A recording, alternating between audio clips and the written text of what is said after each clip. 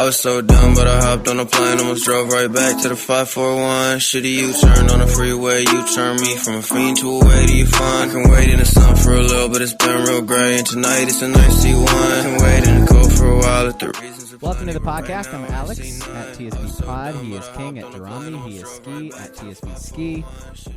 Tweet at one of us if you're still on Twitter. We are also in Discord. Join the Sports Brewery in Discord.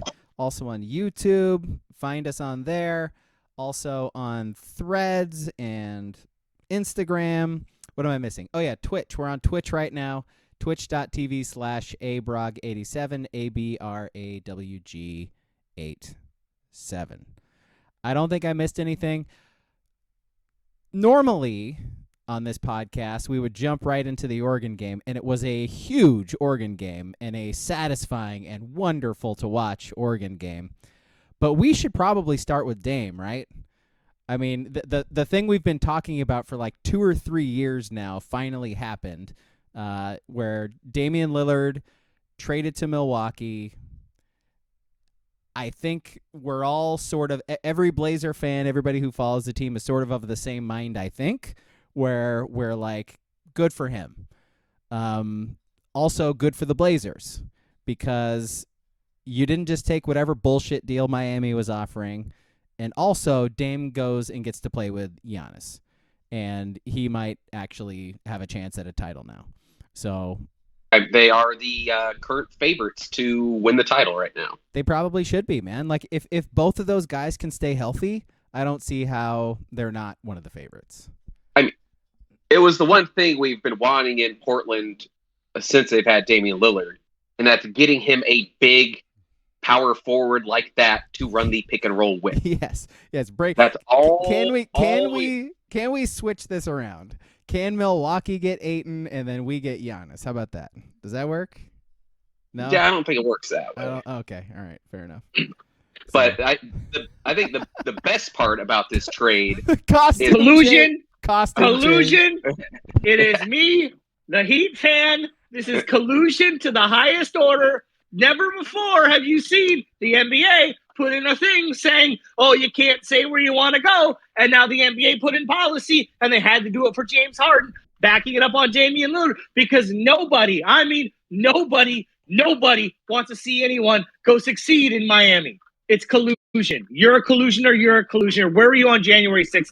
Collusion. Collusioner. I'm a collusioner. You're a collusioner, bro. I mean, Which he one? is successful in Miami. No one wants to see it successful. Holding them down. They've injured Jimmy Butler's knees. They chased LeBron James out of town. They made Dwayne Wade go home, quote unquote, to Chicago. The NBA is collusion against Pat Riley, Eric Spoelstra, Jimmy Butler, Bam Adebayo, Tyler Hero. And let me tell you, I'm so glad Tyler Hero is still here, because Tyler Hero is better than Damian Lillard. You know it. I know it. We all know it. Tyler Hero averaged 21.69 with a 18.2 per. Don't look that up, because I may have just made that per up per 48. Better than Damian Lillard last year. Haters. All of you. Haters. Well, we're colluders. One. Yeah. Colluders. Yeah. You're colluders. So which person from the Lebertard show are you? You're all colluders. Are you You're colluders. No.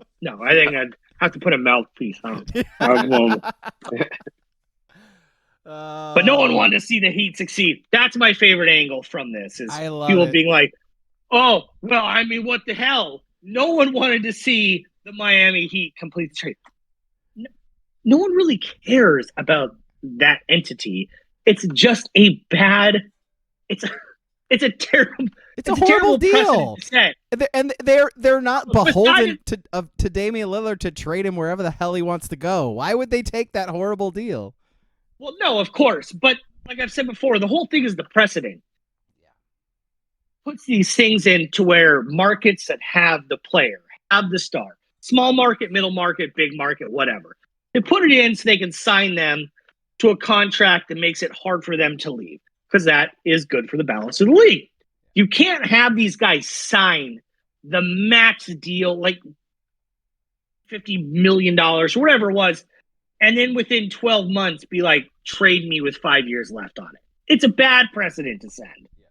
And I'm sorry, love Dame, player. Hope he'll probably win a ring in Milwaukee. I hope but so. Yeah. I don't feel bad that he gets sent to Miami. Did you guys read that Chris Haynes bullshit article that came out 2 hours ago? Fucking terrible. Fucking ultimate Dame propaganda article there. No, when he's like, oh, well, when I found out that they wouldn't send me to Miami, I said, can I return to the Blazers? And Joe Cronin said no. Oh, I was so surprised and upset. What did you think they were going to say? You can't come back. He's a businessman. Like, what are you talking about? Not only did he ask for a trade, and will he ask for a trade again in 6 weeks, 6 months, 8? What? They drafted your replacement. There is no room on the roster for you now. And maybe Scoot Henderson is terrible. Who knows? Possible. It's possible. It's a crapshoot. But they have him. There is no reason Green Earth that Damian Lillard should have returned to the Blazers roster. I mean, come on. There's just come on. No. Once Dame said he wanted out, Blazers front office, everyone's like, all right, we are going full rebuild here. And like you said, you draft Scoot if you're doing a full rebuild. If they weren't, they would have traded Scoot in the first place to get a team for, the 3-year run at a title. So yeah, I 100% agree. Once Dame said, I'm out, they're like, okay. That's all they needed to hear, man. They were waiting for him to say that before they were going to do anything. So he played their hand for them. And there's literally so when he said that, it's their choices at the draft were we either trade the pick or we trade Dame, like one or the other. And they didn't trade the pick, so that told everybody what they were going to do. And why I guess I just don't understand how we're supposed to feel bad for a guy who's going to play with Milwaukee now. Like I don't understand. Like you want to live in the city of Miami and now you don't get to, and so we're supposed to feel bad for you. By the way, dog, you got bird rights. You can go live wherever the hell you want. Like go live in Miami and fly a helicopter to all your practices in Milwaukee every game, or every day. Like I don't care. Figure it out. You're rich, man. This whole thing just fell apart and became a shit show. Yeah. When Dame's camp came out and said he's not going to play anywhere else other than Miami. Because then not everyone, but a lot of people started turning on Dame. I mean, was it Dame saying that, or was that just his, camp saying that? No. Sure. Aaron Goodwin does not say that unless Damian Lillard checks off on him saying that. Yeah. He clearly wanted to go to Miami, which I get. If you're worth close to $500 million here on the next couple of years, depending on how you look at it, creative tax accounting, why wouldn't you want to live in Miami? I get it, but I'm not going to They didn't send him to Minnesota. You know what I mean? They didn't send him to the Wizards. They didn't even send him to Toronto, which isn't a good team, but there are people saying, "Oh, OG Anunoby, Pascal Siakam, blah blah blah." I think they would have if they. It sounds like Toronto pulled the plug on sending OG in the deal, and the Blazers are just like, yeah. But I don't feel bad for him at all, and I don't know if we're ready to go to this part of the deal yet, because the Blazers aren't playing to win this year. They're not playing to win next year. 2026 season, things go right. Hey, be a 4 seed, be a 5 seed next year. Be dangerous. How many years was Ayton's max deal he signed with Phoenix? Like 6? I think he has 3 years left. Is that all it was? Was this a 3-year extension on it? I think so. I could be wrong. I thought I read that he only has 2 or 3 years left in Portland. Yeah, but more sure. When the deal estimated, and then this morning, I slept on it for 24 hours because I'm the hero in the story, so I had to sleep on to think about it. Duh. Well, I woke up and I was like, I just don't care. It didn't hurt me, and I know it would have hurt more if this just came out of the blue. I'm sure, even though the underlying issues for the Blazers would still be the underlying issues for the Blazers. But when this whole thing came out, I was like, it doesn't hurt me. I'm not I'm not going to cry. He's a Hall of Famer. Duh. He's a top 75 all-time player. He got the jacket. We all saw it. But it didn't hurt. And that's what makes me sad, is that the Blazers are so shitty with the ownership group that I just... We're so far removed from feeling like a kinship towards Dame. It is weird, like, because he's sort of been on his way out for the last couple years, and we've reserved ourselves to that fact that now we're looking at the best player we've ever seen play for this franchise, the team we've rooted for over 30 years, and we're just like, yeah, it's like I'm happy he's gone, which is weird. Like I didn't necessarily expect to feel happy that he's gone. Like, right, and it's not because we think he's a cancer at all. No, poison I love, at all. No, I it's love just... Damian Lillard. He's my favorite player to ever wear a Blazer uniform by a lot. I just downloaded his rap album the other day, man. Like I love. You must Dame. really love him. Love Dame Dollar, man. Come on, and I'm gonna miss him, like his arrogance, shooting threes from half court, all of that stuff. But it's also like I'm also happy for him. And I'm happy the franchise is moving on, because this is sort of the best way they could do that. Well, I mean, are we also a little disconnected because he's kind of been hurt the last 2 years, and they've been they've been bad, so we haven't really seen him play any meaningful games. That's another thing in that Chris Haynes article that cracked me up. He's like, they held me out for the last 2 games, and I said I could play. Oh my goodness, Dame, you're so... Wow, what an atrocity. You did not see that they were tanking. Like, yeah. Fuck out of here. Like, the writing's been on the wall for years that tanking and, like I said, possibly dealing Dame, that's been in the works almost for the last couple of years. And again, love Dame. My second favorite Blazer of all time. My number one's Rasheed Wallace. Not saying Rasheed is better than Dame by any stretch. He's not the same universe. Gonna miss watching, but fuck out of here with he wanted to play. It's not abnormal, dude. That's like, come on. That's not how tanking works, dude. And we all know Chris Haynes is the Dame mouthpiece. Woj is the ownership. Shams the players. We all get how it works. So we all read these in the prism and understand it. But at this point, Chris B. Haynes don't care. Like, who cares?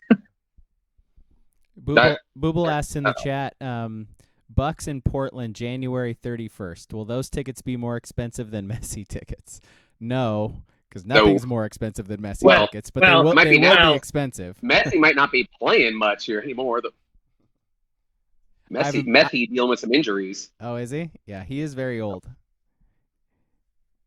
So, my biggest take from all this was, King came on with this nice little South Beach, January 6th look. Oh, by the way, listener of the podcast, King made a costume change in the first 5 minutes of the podcast. It's just how I dress, man. I don't know what you want. No, but the best part of this whole trade was, one, how annoying Heat fans have been since the whole trade discussion with them came out. They've been by far the most annoying fan base. Trying to prop up Tyler Hero like he's Michael Jordan 2.0. They really tried that, man, for a long time. They have been trying their best. Trying to say, yeah, Tyler Hero in a pick. Yeah, that's a great deal. How do you not take it? And then King saying now, the collusion and the crying now of Dame getting traded, that is worth trading Damian Lillard in this scenario. And then what would put the icing on the cake, if they somehow flip Drew Holiday to the Heat for what they were originally offering for Dame. That's what I'm hoping for. Yeah. Do they get a pick for Drew Holiday from the Miami Heat? They very well could. Drew Holiday, I think he might actually get a lot in return. I mean, he was an all-star last year. I genuinely really want him to stay in Portland. Like, I know he's not going to. I know they're going to deal him, but I love Drew Holiday. Like, he is fantastic. By the way, do you know the story about he and his wife? Do you know who his wife don't. is? So his wife is Lauren Holiday. She was like the U.S. women's national team soccer player, and she had to have like brain surgery or something. So he left left basketball. She was like pregnant at the time too, so he left basketball for like 2 years or something like that to take care of her and like take care of their kids and stuff. And then he came back when she was finally healthy. Like Drew Holiday's the shit, man. Give me everything that dude's about. So if they're not going to keep him, they're going to trade him. But yeah, I love that dude. But I'm just gonna fucking fall over laughing if the Heat make a deal. Like I said, it'll probably be another 3-team deal because the Blazers don't want Tyler Hero.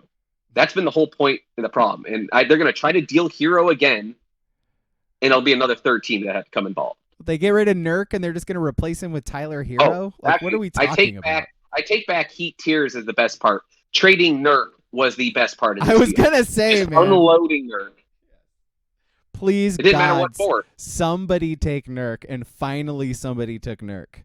Hallelujah! It's not like I don't love Aiden. Really, I think he's better than Nurk. Yeah, but he's not dude, Nurk. No, Ski. He's one of the few decent bigs in the entire league. So if you can get a decent big in this deal, and they got a first, that's a good deal, man. Yeah, Suns did overpay to extend him, but the Blazers got cap space now because no Damian Lillard on board or Nurk. No one else is making any fuck. I think I'm trying to think who's making the money. Diamonds is due for make money soon. Grant, there's the only Grant's the only one making money right now. So they got to spend money, I guess. What is the what was the point of the pick swap? So they did 2 first-round pick swap with the Bucks. So this benefits Milwaukee, right? Like that's the point, because I'm confused by that from Portland's perspective. Like the 28 and the 30 first-round picks they swapped with the Bucks. I mean, that's like a billion years down the road, but is Portland going to be any good at that point? I don't know. Well, they're thinking maybe Milwaukee might be bad. Giannis could be gone. Dame could be retired. They will both definitely not be on that team anymore. Like Giannis will be with the Lakers. Dame will be retired because his back gets hurt or something. It could be like a number 1 overall pick out of nowhere. Yeah, fair enough. And honestly, I mean, all the ancillary pieces that were involved in it, I mean, they don't really matter. What, like a second round rookie? It's like, yeah, great. Doesn't matter. Yeah. Well, Nasir Little, Keon Johnson, and Nurk go to the Suns. So those are the players they gave up. I mean, Blazer fans did typical Blazer fan things with Little. I was never really super sold on him. He's athletic and okay, I guess, but he's not a good basketball player. So no, they love Little. He tried so hard. He's athletic and he tries really hard. That's Portland's MO, man. Get out of here. Ed Davis 2.0, pretty much. Yeah. Oh, he's like Noah Vonleh, but with an outside shot, which he doesn't have either. I don't know if there was any love for Noah Vonleh. Oh, I saw he tries real hard. He does try hard. I will give him that. He tries hard, but he's a real gym rat. Yeah. Trying hard doesn't do anything. Okay, so before we move on, Flowers, raise a glass, Damian Lillard, you were one of the most exciting Blazers I've ever watched in my whole life. The team was better off with you. The franchise was better off with you. It was a blast rooting for that dude for a long time. So raise one to Dame. Have fun in Milwaukee, my friend. That's it. Try to get that ring in the next 3 years. Get that ring. I genuinely hope he gets that ring. I genuinely do. I'd like to see. I will say that this Bucks team's starting to look like that Suns team where they just traded all their bench, and now it's their starting 5 and like one guy. So yeah, better hope there's not an injury. Do we forget that? The other thing that pissed me off about Heat fans. By the way, King, listen to what he's saying right now about Grayson Allen. He was a bench player. Their bench. What are they gonna do, man?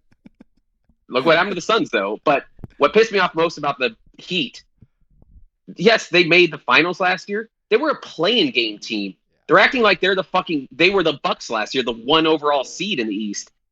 I mean, they did beat the Bucks in the first round. Who was But- decimated by injury. Yes. They would have lost to the Bucks if the Bucks were healthy. They should have lost that first play-in game, too. They should. Well, they were down by. Yeah. Yeah. Yeah. So their whole point of like, oh, trying to hold us down. It's like, shit, you're a 9 seed.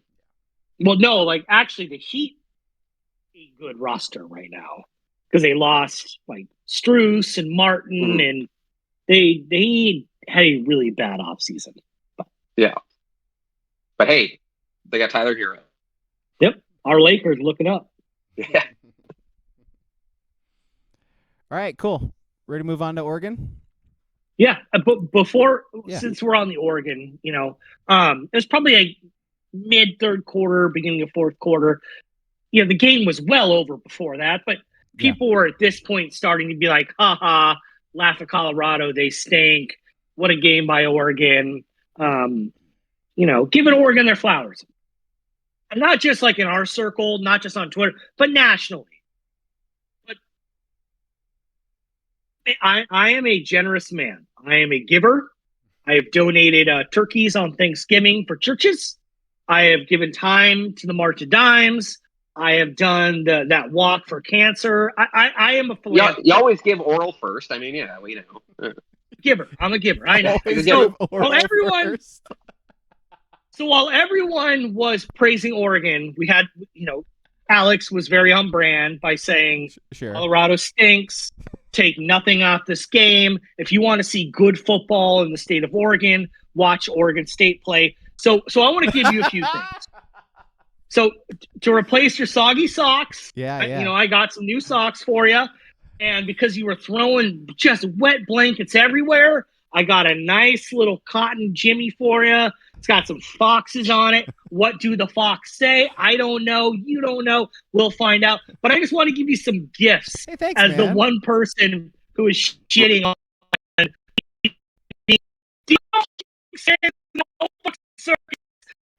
Well, everyone's been taking pot shots. Well, actually, I don't know. Did you see the center? He wasn't quite getting pushed on the inside. Go to hell, Alex. Me? Go to hell. Why did you not enjoy that? Yes, in the Discord. Yeah. In the Discord, you're like, well, Colorado's the worst team I've ever seen in my life. Okay. If you want to watch good football, watch DJU play. My God, man. I said that? How are you not going to enjoy that one? You said I even went back and looked at it. Okay. Do you frown during Hang sex? on. I do have a legitimate excuse, I think. Oh, now I had COVID-19. The COVID train got to... I had COVID. Oh. COVID got me, man. It made me think the Beavers were good. I don't know, dude. I don't know what's going on. Man. I'm like, wait a minute. I said fucking DJU is good? When have I ever said those words? That may have been... I'm an artist, so I paint outside the lines. So you may have not said that. But maybe you did. Anything. You read between the lines. It said exactly. Yeah. No, I remember what I said, and it's that Colorado is fucking terrible. And Colorado is fucking terrible. So the fact that people thought otherwise going into this game was ludicrous. But you couldn't even take it to enjoy watching every media entity in the world. Can I say something real quick? You just said Colorado's terrible. Everyone knows Colorado terrible. Looking back through our picks, one of us picked Colorado with to the cover. points. Who was that, Ski? Was it you, King? Who was that, Ski? Was it you? Was it me? Was it me? Was it you? Was it me? Was it you? God. That must have been me then. Shit. Hang on. Shit. Hang on. Let me look back through my notes. Hang on. Yep. That's a little check mark next to Colorado, isn't it? Interesting. Yep. Well, got him. Got him. It's that Paxlovid, dog. I don't know what to tell you, man. Once it gets in your system, it just makes your brain work all funky. I don't know. Pills for that still enormous. Oh yeah, it's 3 of them too. Yeah. Oh boy. Like horse pills. And it makes it so you can't sleep, and they have this weird aftertaste. It's super. It's great because it keeps you out of the hospital. It works. It really does. Like I feel fine now, but man, oof, it's heavy. It's heavy medicine. Anyway, speaking of heavy medicine. Man. No. Transition. Thank you. I was in radio. That was an ass kicking, man. That was a very, like Deion said it himself after the game, man. That was a very thorough ass kicking. That might be the most motivated I have seen an Oregon football team in a while. Because they clearly, I mean, we all saw the pregame speech from Lanning and stuff, but you could see it in Nick's too, man. Like every play he made, like when he ran in the touchdown, the amount he was screaming was way more than normal. Like they're up 35-0 when he runs in that touchdown, and he's screaming like he just won the Rose Bowl or something, man. Like that, the whole team really wanted to stomp the shit out of Colorado. Like they were very tired of listening to the media talk about them and watching the players themselves talk about Oregon. And I think it was more that than the media. I think the media right. is going to media and just chirp about whatever is the hot topic, but it was the Colorado players, the day before and then pregame chirping. I think that really is what lit the fire, especially under the defense. And the Oregon social media team really deserves a medal or something, because like the way they plotted out the release of things, like during the game, like after the game and whatnot. Because remember, like Lanning had his press conference where this is after the game, like the day after, I think it was, or 2 days after. And he's talking about how like blah, blah, blah, blah, blah, blah. And then suddenly at the same time, they released the video that, by the way, GoDucks.com video, like branded University of Oregon, GoDucks.com, not just like Oregon football. It's the entire athletic department releases this video, and it includes Colorado players talking shit before the game. Like that is calculated. They knew exactly what they're doing, because they knew Lanning was going to come out and say these things and people were going to jump on him. And then right when he has that press conference, they release that video, and it's like, okay, you can't say anything.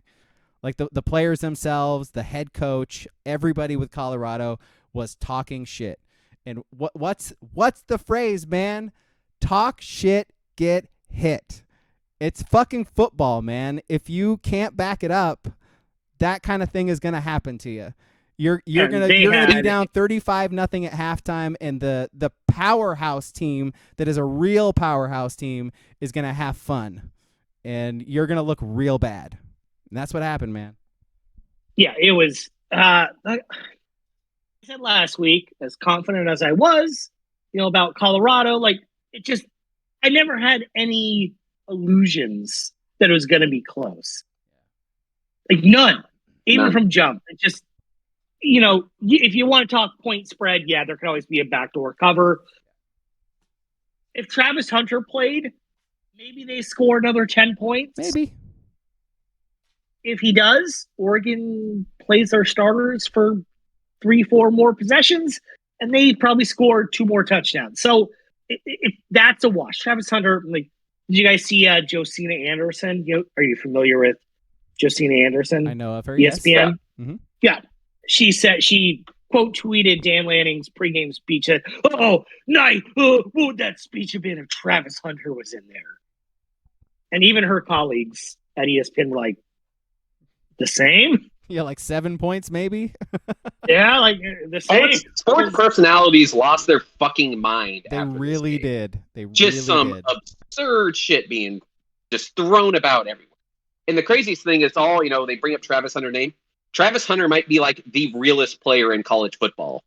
His little like Twitch stream he does, he doesn't, do anything that, that they're showing of these Colorado. He just says exactly what's going on.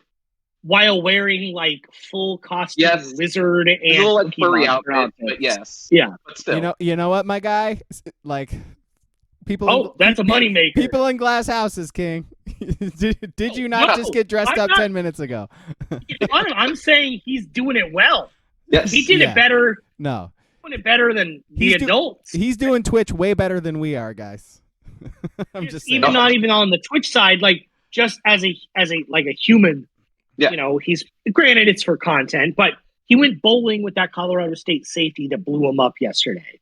Like Travis Hunter content thing, but he gets it. Like ago when we talked about this last week, when they asked him about what Dan Lanning said about Colorado leaving the Pac-12, he was like, yeah, they've been good. Like, they haven't won anything. And you know what? They haven't won anything. Travis Hunter gets it. Like, Travis Hunter is a really good player. Hunter is grounded weirdly. In this era, he is kind of grounded still. But who of all the sports media, talking heads, who said the most outlandish shit in your guys' eyes post-game? I love everybody who was saying after the game that Colorado's going to get their revenge next year. That was great. That's pretty good. It's like, you guys, have you not been paying attention at all over the last 6 months? Kind of a big story like, over the last 2 weeks, 2 months, that the Pac-12 not really existing. These two schools are never going to play each other again, like ever. Unless it's in a bowl somehow. Exactly. I'm trying to think. Before the game, R.J. Young for Fox Sports Radio was the most egregious. Because he was just running all these videos saying not only could Colorado beat Oregon, they will beat Oregon because we're saying I don't even remember. But after the game, there was just so many. I don't know if I could pick one. Honestly, I'm going to go with the Keyshawn that the whole NCAA coaches are colluding because Deion's black and they're like sick of him. I guess that's kind of colluding, bro. They're colluders. Colluders. And then you throw in, almost every coach coming out and saying, yeah, we talked to other coaches, that we belong with. I laughed my ass off, man. I was like, by the way, movie on Sunday is Remember the Titans. So if you want to watch that movie, it's on Disney Plus. You can listen to us talk about it on Sunday. They were exchanging game film in the 60s, man. Coaches have been exchanging game film since the dawn of football. What are we talking about here?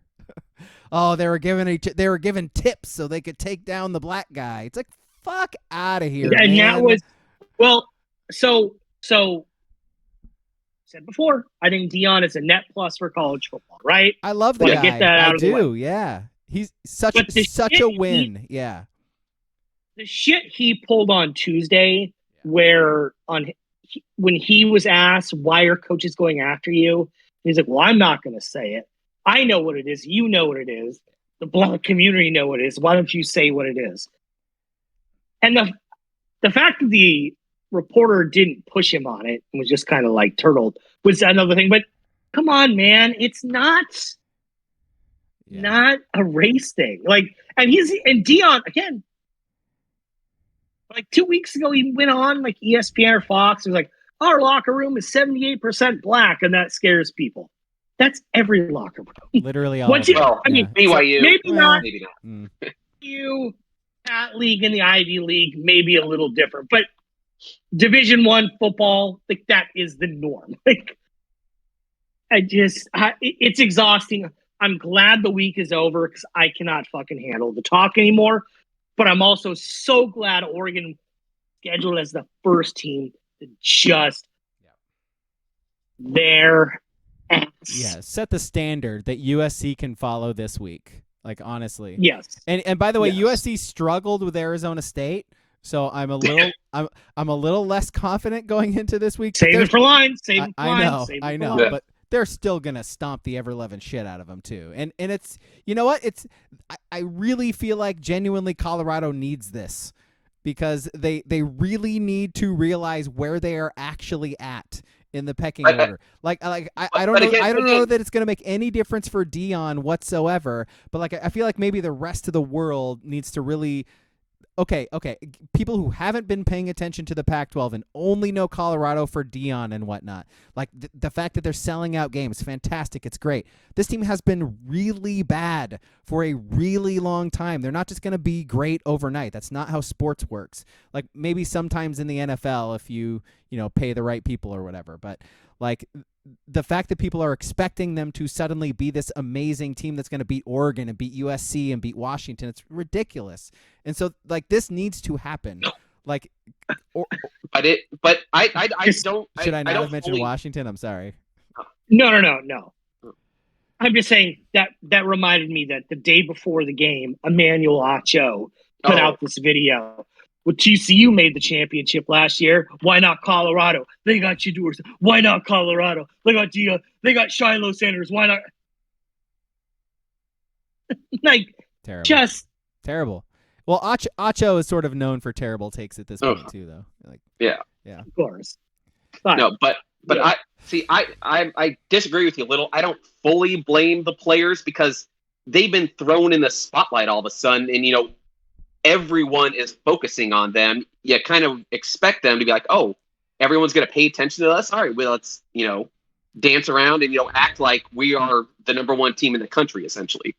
But all this is doing is, if you look at the Heisman odds, 3 of the top 4 Heisman candidates are Pac-12 quarterbacks. And all they've been talking about is, should Shedeur Sanders be the Heisman winner? All this is doing Shedeur Sanders the number 1 overall Shedeur pick? Sanders is absolutely Tanner McKee, my guy. Same fucking guy. Same fight. No, but this is coming around and hurting them even more because now all of a sudden, teams and players and coaches are fucking pissed off that it's the last year of the Pac-12 and this is who you're focusing on, not the greatest collection of college football players in a conference ever, maybe. This might genuinely be the best group of quarterbacks this conference has ever had at the same time. And we're looking at maybe the 6th best quarterback in the conference. Yes. I mean, his numbers through the first 3 games because they were playing bums look great. But you can't honestly say he's better than Nix, Penix, Ward, Caleb Williams. I mean, even Jaden Delora's looked fairly decent. My cats. He does play for Arizona. Can I? Yeah. Yes. Didn't he get hurt though? Might not this week. Might not this weekend, but he does. Yeah. Can I pivot?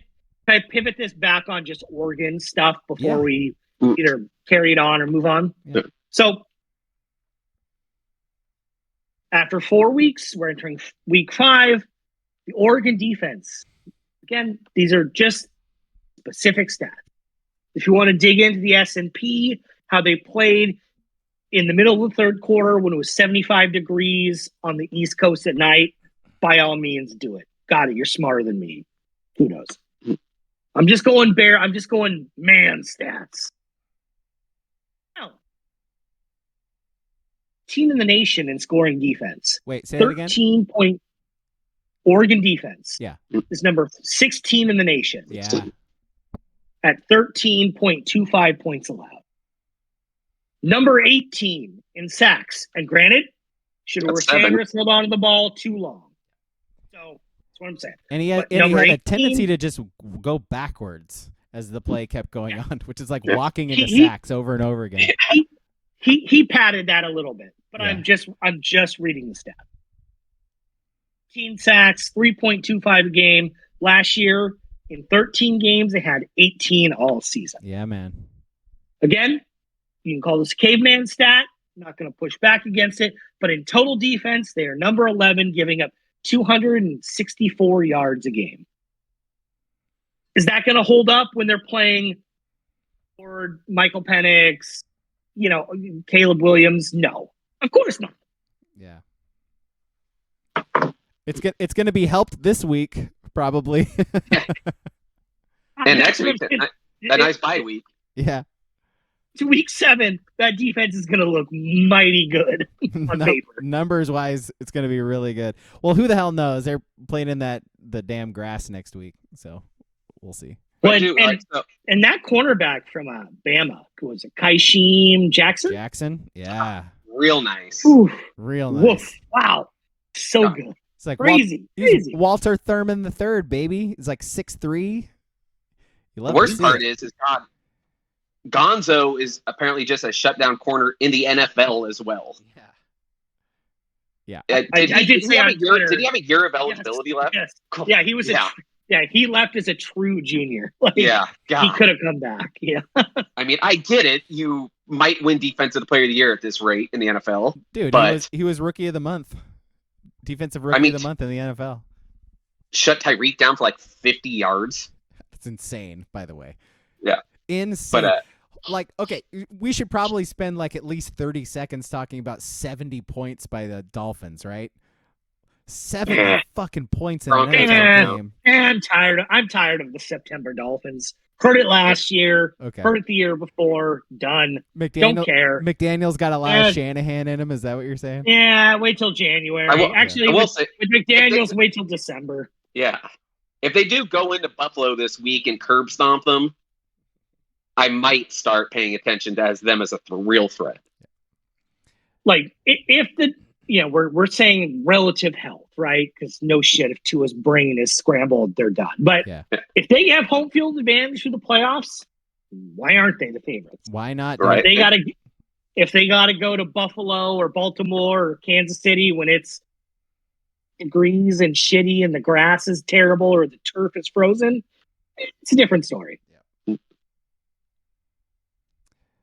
They're the number 1 NFL power ranking team right now, ahead of the 49ers, which says an awful lot. So I got a question for you. Braga, is your team leading your division? 49ers? Yep. Yes. Yeah. King, is your team leading your division? Yeah. Yeah. Yeah. Yeah. Guess what? I got the Colts leading their division currently. Look at them boys. Look at them Colts. Gardner Minshew, baby. Minshew mania, baby. Get a starting Minshew. Get a starting quarterback, then Popovsky. Settle down. I got one. He just getting destroyed every week, and then you bring in Minshew mania. Settle down. It's weird. It's weird when the quarterback runs head first into defenders. His brain gets scrambled. It's crazy. It's not great to watch as the doesn't strike me as sustainable. But what do I know? Yeah, I don't know. My quarterback's coming off elbow surgery, so I can't talk. Yeah. All your quarterbacks are coming off surgery. Yeah. My team has the Swifty dust, so I know it sure does. Almost unfair right now. That it is completely unfair. And they have to go. And they get to go play the Jets. That's not fair. What's gonna happen when like Swifty Nation becomes like NFL fans? Well, like that's kind of terrifying, isn't it? Have you not seen the stats? Like the Travis Kelce jerseys sold went up like 400%. In like a day. Yeah, in a day. Do you notice like it was sort of weird because she was sitting next to Kelce's mom, but they didn't interact at all. Did that seem weird to anybody else? I don't know. She's like, a football mom. They're just mom. She's paying attention to the game. They're getting to know each other. I get it, but I just thought it was weird. Mama Kelce was just in his zone. Okay, fair. She was making her. She wants to know. Making soup. She wants to know why Pat checked down instead of finding that deep post. I mean, she's, really good. She watches that film next day, so she's grinding. She absolutely is making soup for her 2 boys and watching minestrone soup and grinding. Can you just imagine her like bringing over the minestrone soup, setting it down, and then talking about coverages with Kelce? It's great. It's great. Before we do get away from the Ducks fully, we got to do lines. We got to do. So we're 4 games into the season right now. I think we got a kind of a grasp of lines list trivia. Yeah, we got a grasp of kind of how the conference is looking and shaping up. Where do you guys sit on the Ducks right now for the rest of the year? Are they the second best team? Are they slightly ahead of Washington? I mean, Washington gave up 500 yards to Cal. This is where I'm sitting right now on September 27th or 8th, whatever day it is. 8th. If Oregon can split at Washington and at Utah, they could lose one of them by 100 and win the other one by 1. I think they're playing in the conference championship game. I think they're winning every home game. Yeah. And it's not going to be easy. Cam Ward's tough. Caleb Williams, SC, I'm not buying him. But I think Caleb Williams might fall into that Shedeur Sanders trap a little bit. Just not as much, but like once or twice on a big play where he just runs backwards. It always works.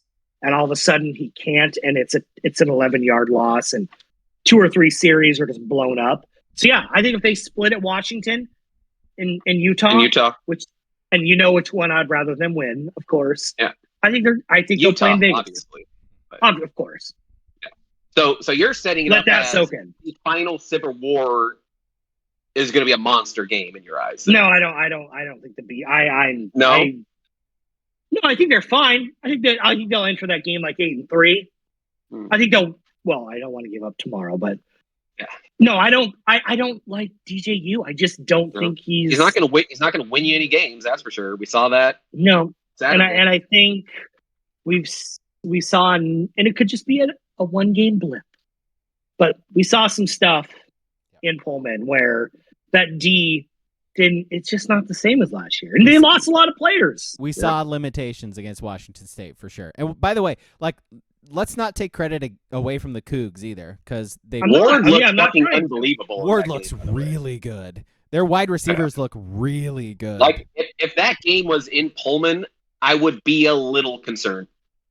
100%. But the fact that it's at home is huge.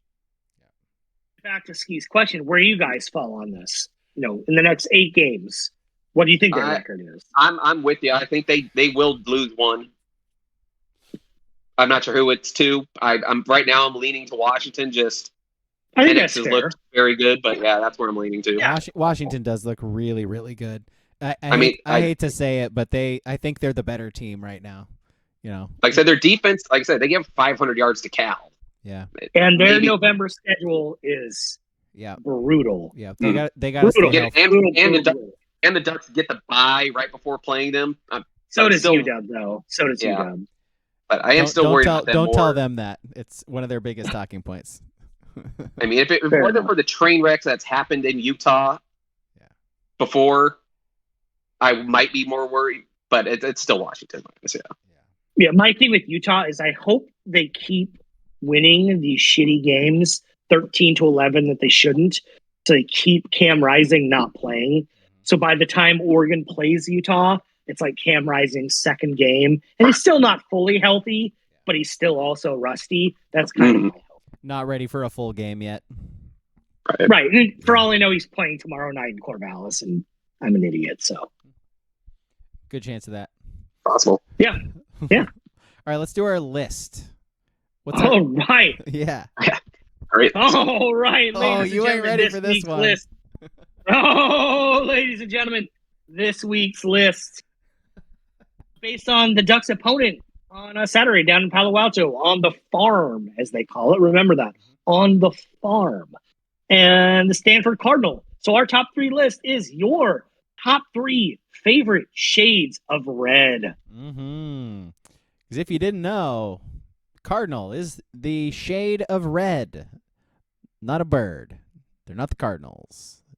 I'll go first. My number 3 is Portland Red. Portland Red is a dazzling color that combines the warmth and passion of traditional orange and red hues with a slightly more laid-back vibe than most people picture when they imagine Portland. It has a little more green in it than most reds, and its result is truly unique. Number 3. What Portland takes credit for that color? Oregon. Oregon does. Oh, I see. I would think it would be in Portland, Maine. No, because it has more green in it. Okay. Keep that third eye open, bro. Oh, all right. Yeah, man. Trees, Portland. Figure it out, man. Come on, green. Let's go. I didn't know we were supposed to give these detailed explanations. I didn't say you had to. I just am. All right, Ski, I'm passionate about Pantones. I mean, he's a big palette guy over here. My number 3 favorite red, big palette guy, is a nice, rich mahogany. Ooh. Oh, gotta love a mahogany. Got to love that mahogany. I'm going. My number 3 is crimson. Yeah, big Bama guy up here. Win the day for Alabama. Win the day for crimson and gray. What do you mean? Well, that's the thing. Alabama crimson, Oklahoma crimson, Wazoo crimson. My Cougs, baby. Win the day, crimson and gray. I mean, look, I got it on my blanket right here. Well, crimson. My number 2 favorite red. Lay back in your seats. Oh yeah. Here's a treat. It's desire. This is a warm pink, slightly similar to salmon or salmon, depending on where you live. Salmon. That's like 1 or 2 drops. He sounds like Shy McBride right now. 1 or 2 drops of blue in it. Oh, and now he just ruined it. But it's enough to make it fairly neutral in your color palette. Pair with grays, charcoals, and whites. Desire red. Only by Drakkar Noir. By Menon. Wait, no, that's different. We got number 3 from WCP in the chat, Torch Red, which is the Corvette. Oh, love a good Corvette torch red. Yeah. All right, Corvette, There's all- Corvette. There's like Ferrari red too. All those fucking There sure pretentious is, cars. yeah. My number 2 favorite red. I think it's got the best name of all the reds, and that's Vermilion Red. It's a good name. It's a good name. My number 2 is Fire Engine Red. Can't go wrong with a little Fire Engine Red. Oh. Yep. Ring the bell. Ding, ding, ding. All right. My number 1 favorite red. Hey, Number guys, 1. where is Oregon playing on Saturday? Stanford. Not just Stanford, but what do they farm? call it? They're playing on the farm. Farm. The farm. Huh? Barn red? My On number the 1 farm. red. Barn red. This deep, rusty red-brown color is perfect for old barns and modern high-heeled shoes. The warm, earthy tones pair well with orange and terracotta. The dark side really has a background color. Barn red. It's a rustic red, man. Number 2 from WCP in the chat, Red Mist Tin Coat. Ooh, said that's another Corvette color. It's got 2 Corvette colors Red so Mc- far. Of course it does. Red Right. McCombs. All right. My number 1. Here's my question: if you were driving an early '90s Cadillac Brougham, what color would you want your Brougham to be? A Merlot Broham? It would be a Merlot Brougham. Yes. Does anybody listening get that reference? Merlot Broham. Jamie Foxx's best line in that whole movie. Barely in the fucking movie, but I he drops know, that joke. exactly. All right. My number 1 is Candy Apple. Candy Apple red. Now that's a sharp color of red. Go ahead. Vibrant. Go ahead. Google it. Very vibrant red.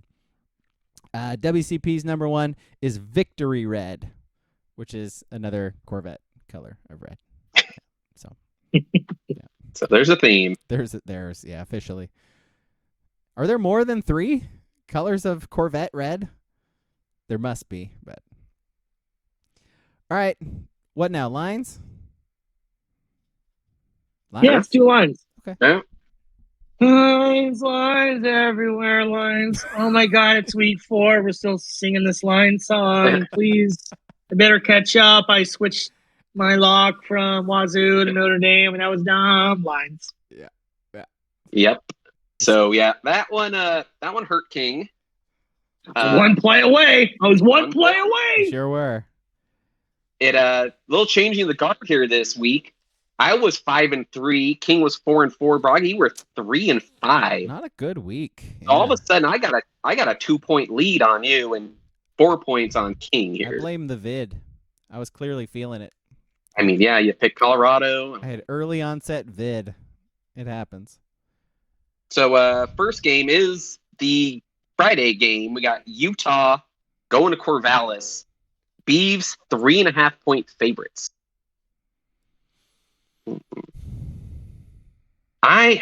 This is tough. If Rising doesn't play, God, Utah's offense is bad. I'm gonna take the Beavs. Just take the under. Yeah, yes. I wish that. I'm gonna take the Beavs. Yeah. We don't know if Rising's playing. I'm gonna take the Beavs. I'm picking the Beavs as my lock. That's my star pick. Oh. Yeah, because I like them playing at home too. I think that makes a difference. Yes, I do kind of like them coming off the loss too. Yep. This is their can't lose this game if they want to have a shot. So it's Yep. gonna be a hornet's nest in Corvallis. All right. Next game we got Colorado. They're at home against USC. SC is only about the same, like 21.5 points. And they did not. I'll start it. They did not play well at all last week. No, they did Arizona not. State. But Colorado still has that off. I think USC had 8 sacks last week. They might get 8 again. I'm taking SC. I just don't see Colorado being able to do anything on offense again. Yeah, I'm not doing this 2 weeks in a row. I got USC. Yeah. Hear that? Oh, yeah. That's my back door. I'm sensing a little back door cover by the Buffs. Give me CU and play my theme music. Wait. I do it last week. I get shit for it. You do it this week. It's fine. Well, I gotta chase points, man. That's why true. I went third. It's the same spread too, man. It is. They're at home though. They are at home. Yeah. I'm just saying, Alex Cringe don't tackle in space, so Colorado will have explosive plays. They're going to give up a bazillion points. Yeah. I'm not saying that, but USC's defense doesn't tackle well. So that Oregon State Utah game, over under 44.5. I'd go under. Total for this Colorado game, 73.5. Oh, yeah. Higher than it was against the Ducks. So, all right, next game we got ASU. They're at Cal. Cal is 12.5-point favorites. Give me the Golden Bears. I am with you because, again, I'm betting against Arizona schools every game. I don't love Cal laying 10.5 points or 12.5 points, but I'm taking Cal. I mean, we're saying Cal's going to score 2 touchdowns against anybody. I'm just saying, Arizona State scored 28 points last weekend against USC, and in 4 total games, Arizona State has 64 total points. Yeah. So you do the math on their other 3 games there. Yeah, that's what I'm saying. Is ASU are they under their 4th quarterback? I think technically this is their 3rd string. They just played the other guy because the 3rd string was hurt. But yes, they're a mess. Pine was really tough to watch last week. God damn it. Oh my God. Just throw a football, man. Jeez. Are you taking your Sun Devils in, Braga? I sure am. Yeah. Buckner at Alabama. Notre Dame. They had 2 shitty quarterbacks last year. Jesus. All right, next game, it's the other Arizona school. We got Washington, 18.5-point favorites traveling to Arizona. And I'm taking Washington as my star pick. Yeah, Washington is my star pick. We don't know if Dolores playing. I know it's late at night. It's in the desert. This one comes back to bite me, so be it. But Washington star pick. They barely beat Stanford last week.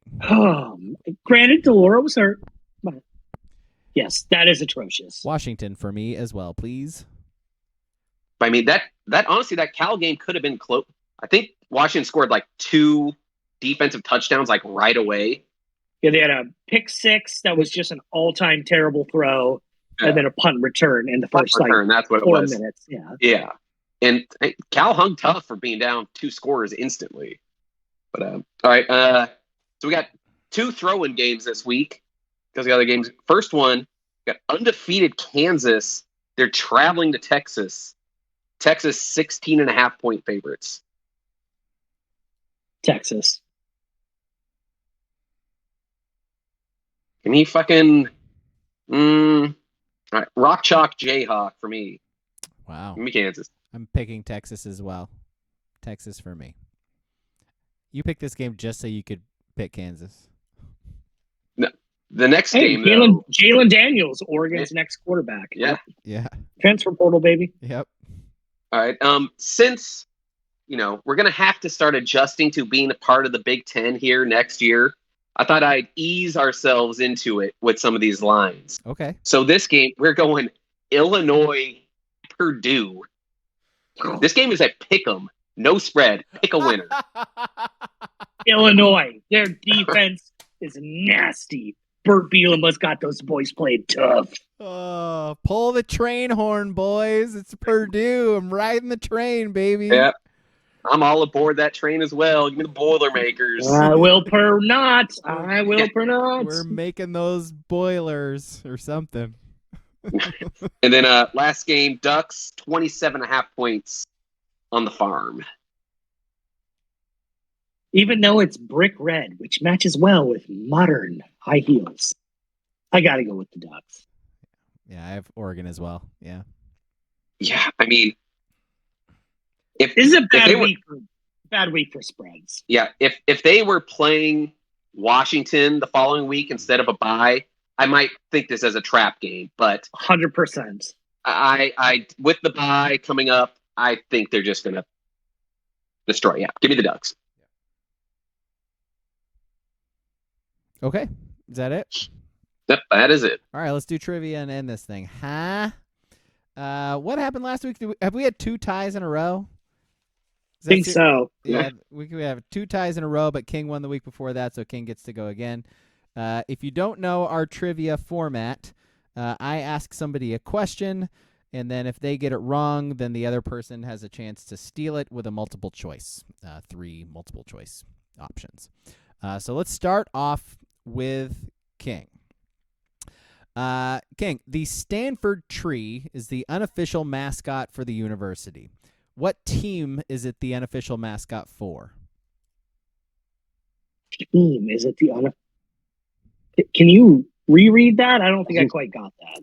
Yeah, which? Can I get your? Go ahead, Ski. No, I was gonna do a nice spelling bee joke there, but continue. Okay. So the Stanford tree, unofficial mascot for the university. Which team is it the unofficial mascot for? Not understanding this question.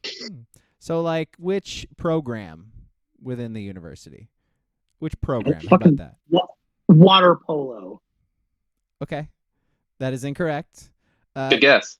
Your options, Ski. The cheer team, the band, or the men's basketball team? How about the band? It is the band. Yeah. That is... I don't understand. Collusion. Collusion? What team? What program? I even changed it to program. What more do you want? WCP knows it. Yeah. WCP knows it. Ski knows it. Yeah, the architecture program. What a fucking stupid question. That is the worst. Yeah. It's the mascot for the band. It always has been. Always has been. Okay, everyone knows that. That's a shitty question. You're so mad. I'm not even doing a bit there. That's a bad question. You're so mad. What program? It's a geometry program. What? But you go to a college and you go into the bookstore and you can get anything that says something program. That's a terrible question. Bad. All right, following it up with a tough one for Ski. Maybe we'll see. 2 famous alumni of Stanford are Larry Page and Sergey Brin, who co-founded arguably the biggest company on Earth. Their invention was originally called back rub when they were PhD students in the late 90s. What did their web-based company eventually get renamed? Stanford. Fucking no, Google. It's the band. The answer is actually Google, Ski. Nice job. That was a good guess, actually. Google was originally called back rub. It's kind of weird. Sure. It's kind of weird. All right, King. Stephon Taylor, Stanford's all-time leader in rushing yards. Who is their all-time leader in rushing touchdowns with 44?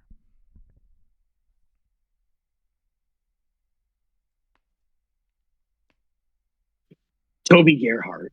Is the correct answer. That'd be my guess. Yeah. Nice work. The band. Ski. David Shaw left Stanford as their all-time leader in wins as a head coach. Which legendary coach is second all-time with 71? I think I know this because well, it's been a question before over the years. That's the only reason why I remember he was a coach there, and that's Pop Warner. That's correct, yeah. Yeah, I couldn't go with the most. We've done Stanford trivia like 4 times now over the years, I think. I can't keep giving you the David Shaw question anymore. Or Stephon Taylor, by the way. That was something I consciously thought of. All right, King. Let's see. Who is Stanford's all-time leader in total offense, which is passing and rushing yards combined?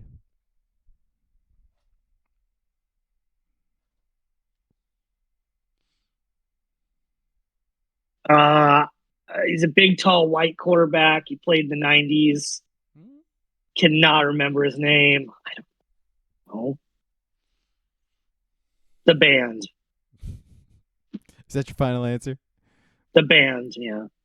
All right, Ski, your options. Stanford's all-time leader in total offense. Andrew Luck, Kevin Hogan, Christian McCaffrey.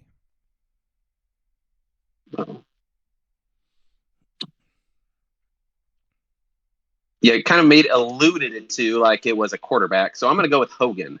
He rushed way more than Luck did. Kevin Hogan, Stanford's all-time leader in total offense. Yeah. I want to know what white quarterback King was thinking of from the 90s. Steve Stenstrom? Yep, that's what I was thinking. Was it yeah, big, yeah. Yeah. Hogan also accounted for 90 total touchdowns in his career. That's a lot. He was annoying. Yeah. So let's see. Going to King now. By the way, Ski leads 4-1 right now. The Band. Yeah. The Band. Stanford has. I think it's to me, by the way. Is it to you? Choice. Is it? Yeah. Oh, okay. Yeah. All right, a little bit of a different question here. Stanford has had 4 number 1 overall picks in the NFL draft, all of them quarterbacks. Name 2 of them. John Elway and Jim Plunkett? Yes, those are 2 of them. Can you name the other 2? And Andrew Luck? Yep. And he was the athletic Andrew director. Luck. Wasn't he I think he was the athletic director at USC. Erica, here's your reminder. Dishwasher. I might be thinking of somebody else. Dishwasher. I don't know. Bobby Garrett. You ever heard of Bobby Garrett? Am I thinking of somebody else? I probably am. Okay, well, Ski won. Like probably the band. Yeah, the band. Because so of the band. thrown off by the Band. Put him on tilt. Early question. tilt. Jesus. I love that he like the whole game was over as soon as I asked the band. It was so bad. Here, I got some other bad questions for you. Yeah. Who won? Hey, who is the quarterback that would play for the Cardinal and went to the Indianapolis Colts in the 2012? The Band. Here's a good one. Here's a good one. Here's a good one. Stanford. I don't want to hear it. It's a pretty good one. Oh, the Band was on the field, I bet, right? So the band was on the field. Okay. Stanford beat Hawaii this year, or they might not win a game. The last time they only won 1 game in a season was 2006. Do you remember who their coach was? Walt Harris. It was Walt Harris. Or Buddy Stevens. That's right. It was Walt Harris, yep. King, I got a question for you. Who sang the song Ophelia? What group? The Band? Hey, you got it right. There you go. Nice job. You nailed it, man. 1 for 2. That's that's Hall of Fame numbers. The Band. Who won Fuck out of here. Who won Stanford's only Heisman Trophy? The Band. The Band? Okay, here's one you actually have to answer. Which Stanford alum went on to play his pro ball for the Vikings and Texans after being named first-team All-American at linebacker in 97, started his career at North Eugene? Well, that's obviously the Band. The Band. Kylie the Band Wong. Kylie the Band Wong. You're damn right. I thought that was common knowledge. That was his nickname. All right, that's it. Let's end this. The Band. Movie podcast on Sundays. Remember the Titans. It's on Disney Plus. Watch it. Listen to us talk about it. Oregon and Stanford in a rousing rendition of football on Saturday. We'll see how ugly that gets. Yeah, I hope Oregon brings the Band. Yeah, I love. Booble says, "Where is Stanford Steve from?" The Band. Yeah. All right. Bye, guys. See you Sunday.